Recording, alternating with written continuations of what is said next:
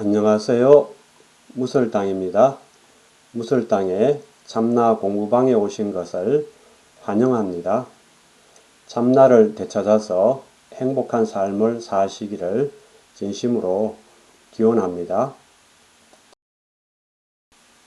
이 영상에서는 천상천하 유아독존에 대해 말씀드리고자 합니다. 이 영상에서는 앞에 제8번 영상이 너무 길어져서 도중에 끝내느라고 미처 못 다드린 말씀이 있는데 그것을 먼저 말씀드리도록 하겠습니다. 금반지, 금수저 등 금세공품을 예로 많이 들었으므로 금반지를 예로 들어 보겠습니다. 저 무설당이 예쁘게 세공된 금반지 하나를 들어 보이며 이것이 무엇입니까? 라고 묻는다면 여러분은 어떻게 답하시겠습니까? 한번 답해 보십시오. 어떤 분은 바로 금반지입니다. 라고 말할 것입니다. 이것은 반지라는 모습을 보고 금반지라는 이름을 말한 것입니다.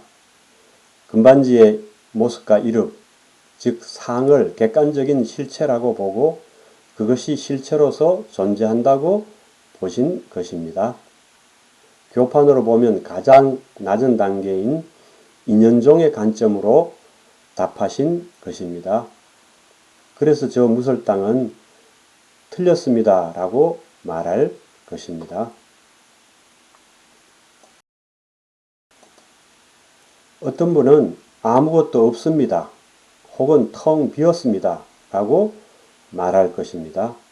이것은 금반지의 모습과 이름, 즉 상은 실체가 없다고 보신 것입니다. 금반지의 실체가 공하다고 보신 것입니다.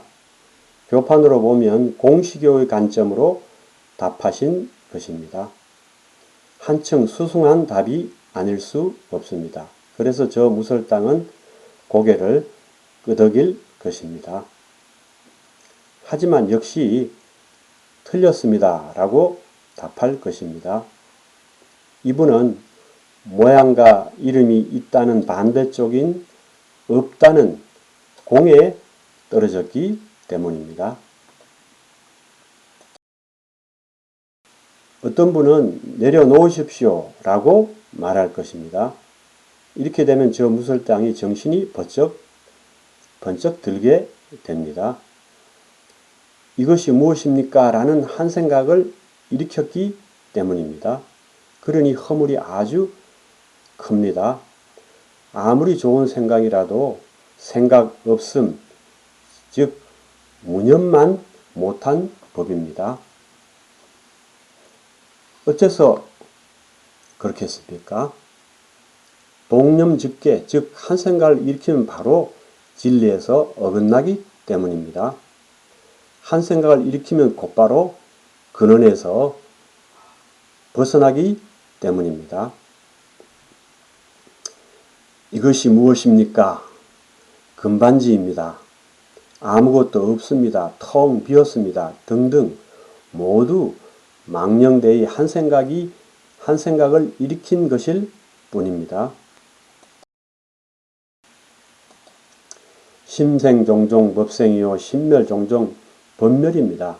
즉 한 생각을 일으키지 않으면 이것이 무엇입니까? 도 없으며 금반지입니다. 도 없으며 아무것도 없습니다. 도 없습니다. 그 어떤 것도 없습니다. 단지 그렇게 한 생각의 분별, 즉 식심이 움직인 것, 심동일 뿐입니다. 식심이 움직여서 분별하지 않으면 이것이 무엇입니까? 도 없고 금반지입니다도 없고 아무것도 없습니다도 없습니다. 이것이 무엇입니까도 금반지입니다도 아무것도 없습니다도 그 어떤 것도 그 스스로 존재하지 못하며 식심, 즉 육식의 마음에 의지하여 존재합니다. 달마대사께서 말씀하신 것처럼 자심계작유요 자심계작무입니다. 있음도 스스로 있는 것이 아니라 자신의 마음이 있다고 분별함으로써 있으며, 없음도 스스로 없는 것이 아니라 자신의 마음이 없다고 분별함으로써 없습니다. 그러므로 내려놓으십시오 라는 답은 교판으로 보면 상시교의 관점으로 답하신 것입니다. 하지만 여전히 모습과 이름, 즉 상을 보는 것입니다. 거기서 한 발 더 나아가야 합니다. 어떤 분은 지금 그렇게 물으시는 그것이 무엇입니까? 라고 되물을 것입니다. 이 되물음은 무엇을 뜻하는 것일까요? 이것이 무엇입니까? 라고 말하는 그것, 이것이 무엇입니까? 라는 말을 알아듣는 그것, 금반지를 보는 그것을 가리키는 것입니다. 이것이 무엇입니까? 라는 물음이 일어난 당처를 가리키는 것입니다. 모습과 이름, 즉 상을 보는 것이 아니라 그 근원인 성을 보는 것입니다. 그것을 자각하는 것입니다. 교판으로 보면 대승 종교의 관점으로 답하신 것입니다. 그래서 저 무설당은 합장하고 예를 갖출 것입니다.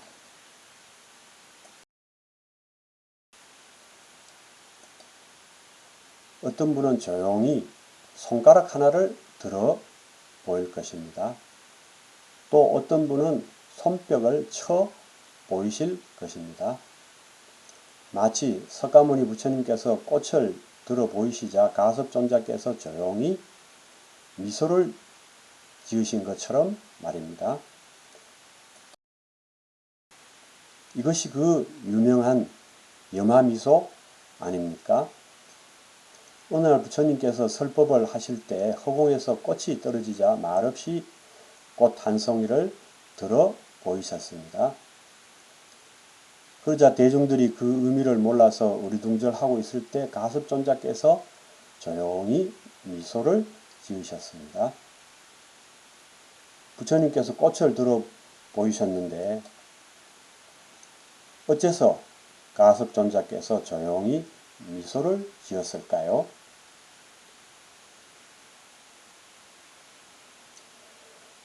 조용히 손가락 하나를 들어 보이신 분의 답은 무엇일까요? 금반지도 이것이 무엇입니까? 라는 물음도 모두 근원인 성에서 나온 것임, 즉 진성영기임을 보이신 것입니다. 교판으로 보면 대승 원교의 관점으로 답하신 것입니다. 그래서 저 무설당은 합장하고 절을 올릴 것입니다. 어떤 분은 하나님 뿐입니다 라고 말할 것입니다. 하나님 뿐이라니요. 기독교 신자 같은 답입니다. 이분의 답은 무엇일까요? 금반지와 이것이 무엇입니까?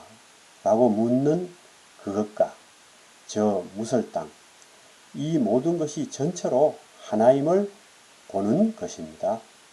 즉 현상과 본질, 즉 상과 성이 함께 한다는 것을 보인 것입니다. 일체 유심조라고 답하신 것입니다. 교판으로 보면 역시 이것도 대승 원교의 관점으로 답하신 것입니다. 그래서 저 무설당은 합장하고 절을 올릴 것입니다.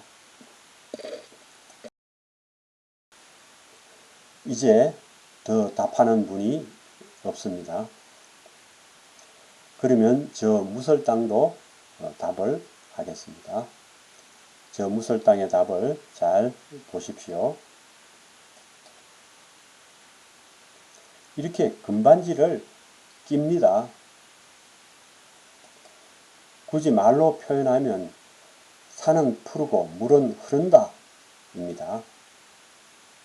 이게 무슨 뜻일까요? 이에 대해서 말씀드리도록 하겠습니다. 금 세공품 예를 들었으므로 금에 비유하여 설명해 보겠습니다. 금을 얻기 위해서는 우리는 많은 노력을 해야 합니다. 금을 함유하고 있는 금강석을 찾는데도 많은 노력이 필요하고 금강석을 채굴하는데도 많은 노력이 필요하며 금강석에서 금을 재련하는데도 많은 노력이 필요합니다. 이렇게 많은 노력을 들여서 금을 얻으려는 것은 금으로 여러 가지 물품을 만들기 위한 것이지 금을 얻는 그 자체에 있지 않습니다.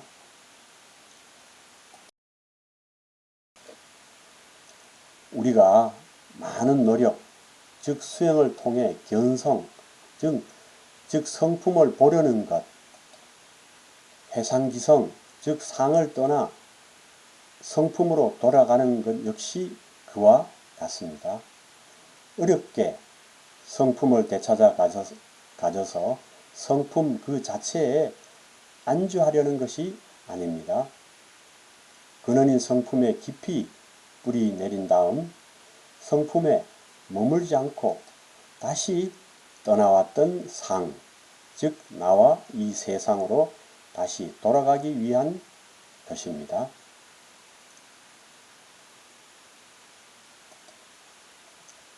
힘들게 노력하여 금을 찾아 얻었으면 금을 얻는 것에 안주하지 말고 반지와 수저를 만들어야 합니다.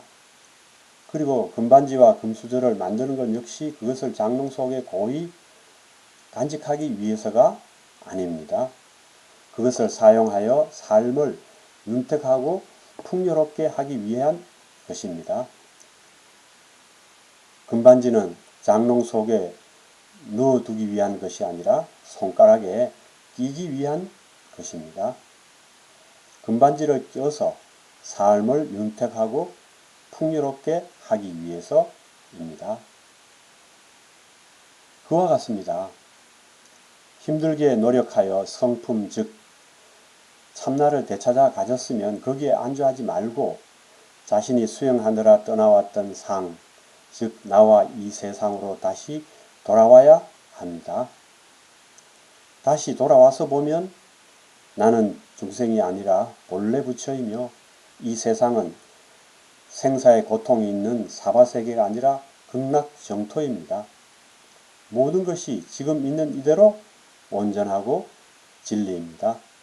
이 진리를 선반 위에 올려놓고 떠받들기만 할 것이 아니라 자유자재하게 써서 지금 이 순간의 삶을 꽃피워야 합니다.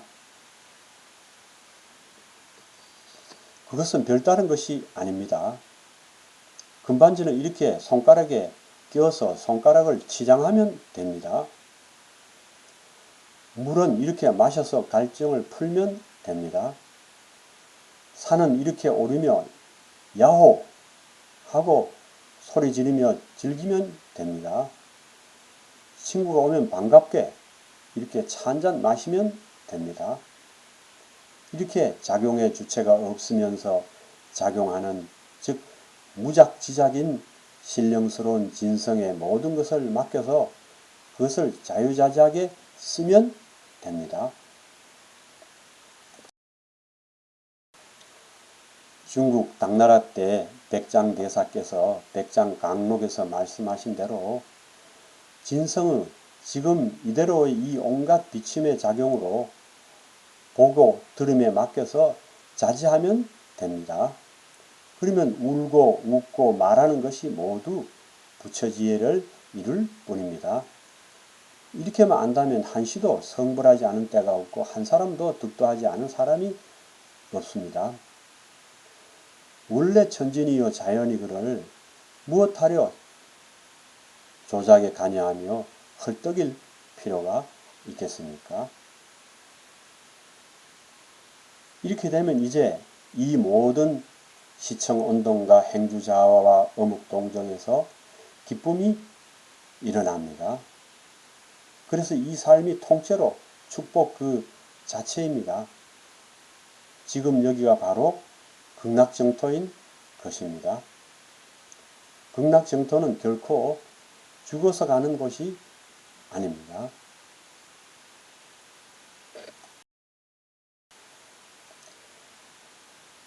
무설땅의 답이 끝나자 어떤 분이 또 답을 하실 것입니다. 나입니다. 라고 말입니다. 이것은 또 다른 차원의 답이 아닐 수 없습니다. 여러분 어떻습니까? 금반지가 나라는 이분의 답이 이해되십니까? 금반지가 나라니요. 이게 가당한 말인가요?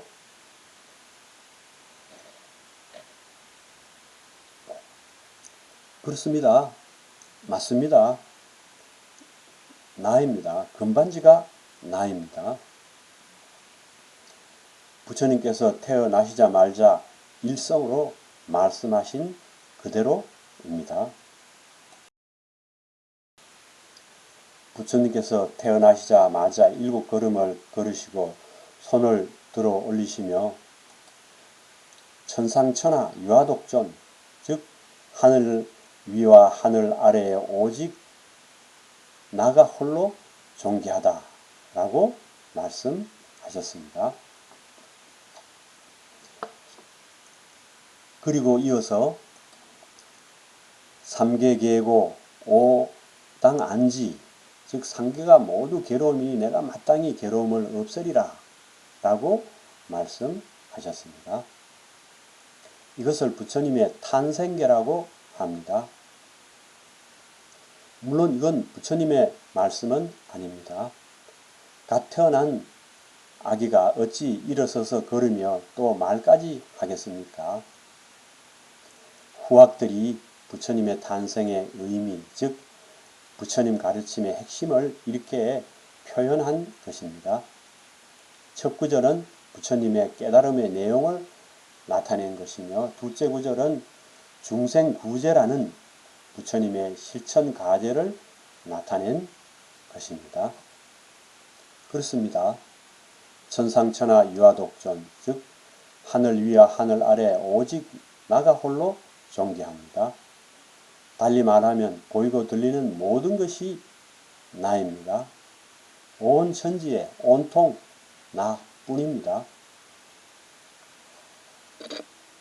불교, 즉 부처님 가르침 중에서 부처님의 탄생계만큼 사람들에게 잘못 이해되고 있는 것도 또 오해받고 있는 것도 없을 것입니다. 사람들이 탄생계의 깊은 의미를 제대로 알지 못하고 교만한 사람을 비난할 때 저 사람은 유아독존식이야 라고 말합니다. 이런 오해의 핵심은 나를 자신의 수준에서 해석하기 때문입니다. 일반 사람들에게 나란 당연히 이 움직이는 몸과 마음, 즉 온 개체적 자아입니다. 여러분께서 금반지가 나입니다 라는 답이 선뜻 이해가 안 되신다면 그 원인도 바로 여기에 있습니다. 여러분이 나를 개체적 자아, 즉 온인 이 몸과 마음으로 보기 때문입니다. 부처님 탄생계의 나는 부처님의 몸과 마음인 온을 가리키는 것이 아니라 천지 만물의 근원인 진성, 진심을 가리킵니다. 진성, 진심이 진정한 나, 즉 참나입니다.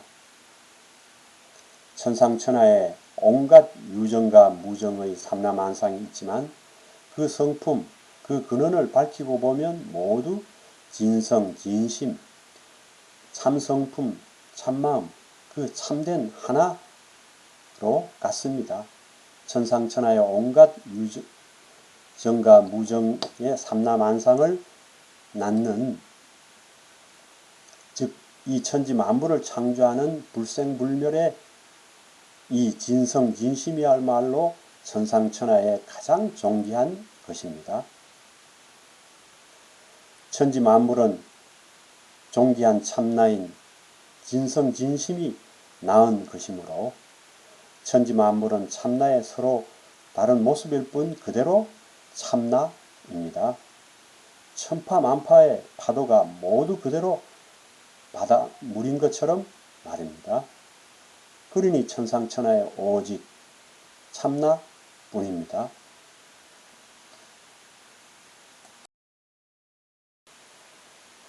그러므로 반지, 팔찌, 수저 등을 만들면 겉모습은 서로 다르지만 본질은 금 하나로 같습니다. 그러므로 오직 금뿐입니다. 여름철 해수욕장 모래 조각전에서 모래로 인간상, 짐승상, 건물상을 만들면 겉모습은 서로 다르지만 본질은 모래 하나로 같습니다. 그러므로 오직 모래뿐입니다. 그와 같이 이 세상의 인간, 짐승, 식물, 산천 등 일체 존재가 그 겉모습은 서로가 다르지만 그 본질을 밝히고 보면 진성진심 하나로 모두 같습니다. 그러므로 오직 진성진심뿐입니다. 진성진심이 우리의 참나이므로 천상천하의 온통 참나뿐입니다. 그러니 금반지도 참나이고 인간도 참나이고 짐승도 참나이고 초목국토도 참나입니다. 이렇게 천상천하의 온통 참나뿐이고 오직 참나만이 홀로 존귀합니다. 천상천하의 유아 독존인 것입니다.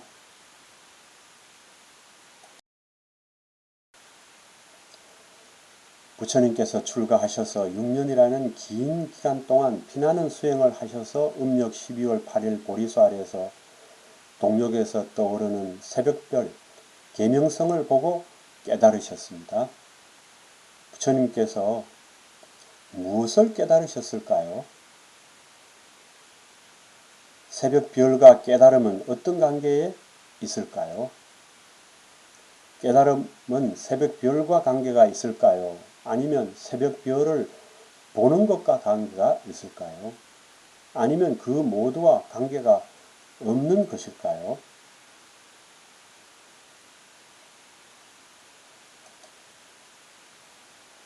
부처님께서는 새벽별을 보는 견문각지의 근원인 진성, 진심을 깨달으신 것입니다. 불생불멸의 진성, 진심이 천지만물을 낳는 근원으로서 존귀하다는 것을 깨달으신 것입니다.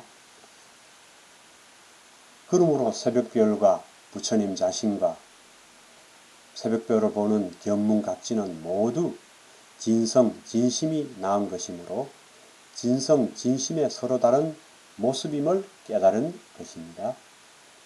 진성, 진심이 참나이므로 참나의 서로 다른 모습인 새벽별도 자신도 새벽별을 보는 견문각지도 모두 참나임을 깨달으신 것입니다. 이렇게 천상천하의 오직 참나뿐임을 깨달으신 것입니다.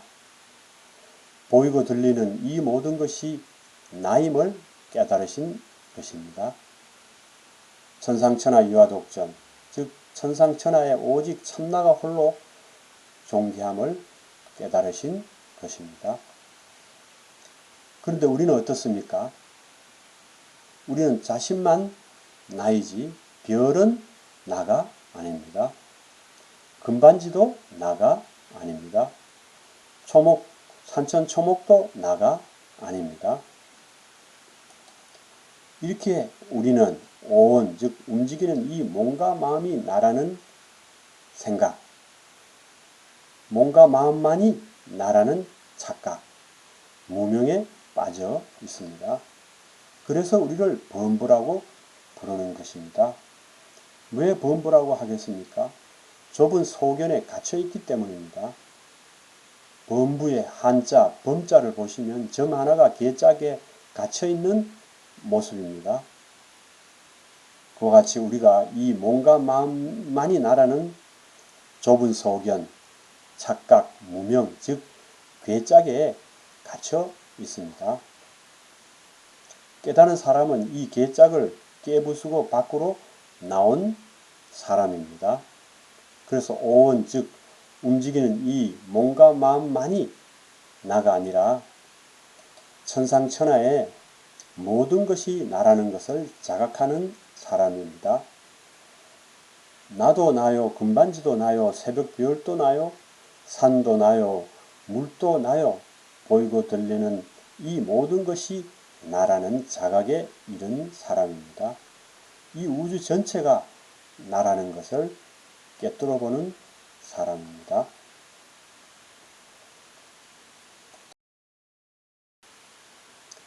저 무설 땅이 예쁘게 세공된 금반지 하나를 들어 보이며 이것이 무엇입니까?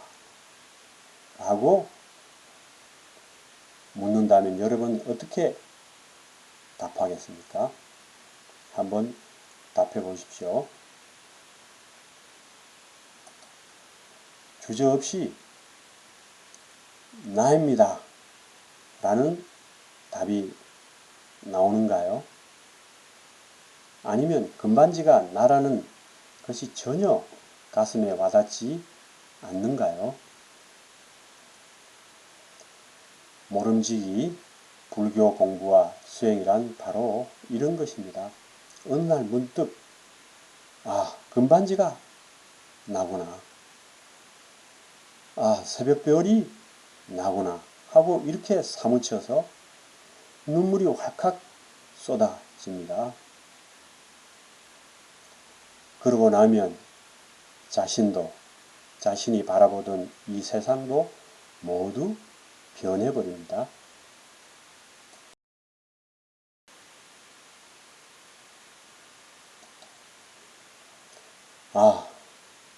내가 지금 이대로 부처구나. 이 세상이 지금 이대로 극락정토구나 하는 흔들림 없는 자각이 내면에 자리 잡게 되면서 자신도 이 세상도 모두 변해버립니다.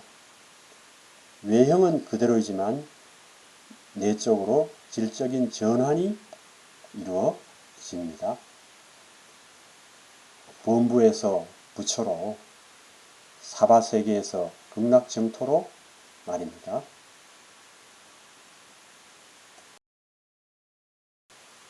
경청해 주셔서 감사합니다.